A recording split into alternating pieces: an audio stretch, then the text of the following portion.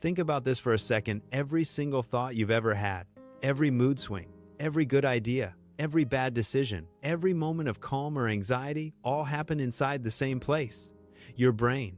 And what most people never stop to think about is that this incredibly powerful organ is built, fueled, and controlled by the food you eat every day. Not in some dramatic overnight way, but slowly, quietly, meal by meal, choice by choice. So when you wake up feeling sharp and optimistic or heavy and foggy, it's rarely random, because your brain carries yesterday with it, remembers what you fed it, how stable your energy was, how inflamed or supported it felt, and it reacts accordingly. When you eat real food, simple things like eggs, vegetables, fruits, grains, nuts, foods that still look like they came from nature, your brain gets steady fuel, amino acids that turn into mood chemicals like serotonin and dopamine, fats that literally build brain cells, and vitamins that help signals travel smoothly. And the result isn't fireworks. It's subtle clarity, steadier emotions, better focus, the kind of calm that feels normal instead of forced. But when food is rushed, skipped, or replaced with sugary, ultra-processed snacks, your brain switches into emergency mode, chasing quick energy, pumping out stress hormones, making you restless, irritable, anxious, or tired, without knowing why.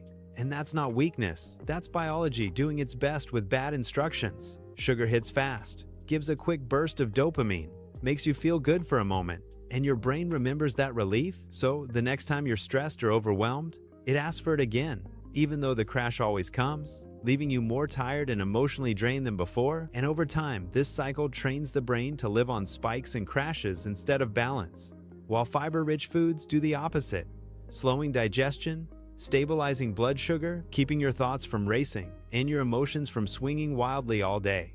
Then there's fat, especially healthy fats like omega 3 seconds, which most people don't eat enough of, even though they're essential for memory, learning, and emotional regulation, because brain cells communicate through membranes made largely of fat, and when those membranes are strong and flexible, thinking feels smoother, faster, clearer.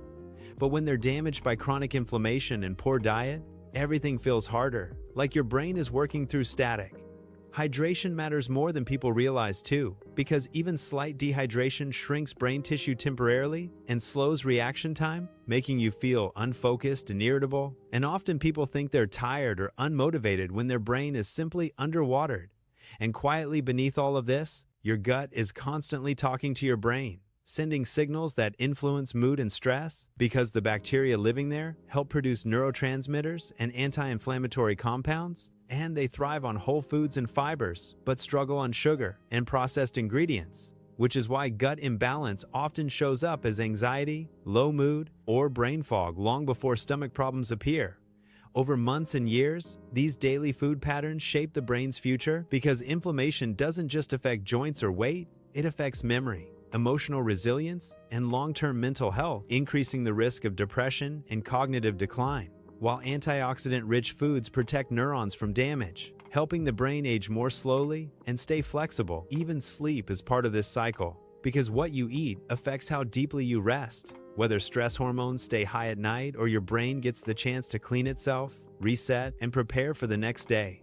And slowly, almost without noticing, when you start feeding yourself with a little more care, not perfection, just consistency, your brain responds with trust, fewer cravings, calmer reactions, clearer thinking, and a stronger ability to handle stress, because it no longer feels like it's constantly fighting for survival. And, in the end, food isn't just about health or weight or rules, it's a daily conversation with your brain. A quiet message you send over and over again, saying either "I've got you" or "just get through this." And over time, those messages become your mood, your focus, your energy, and the way your life feels from the inside.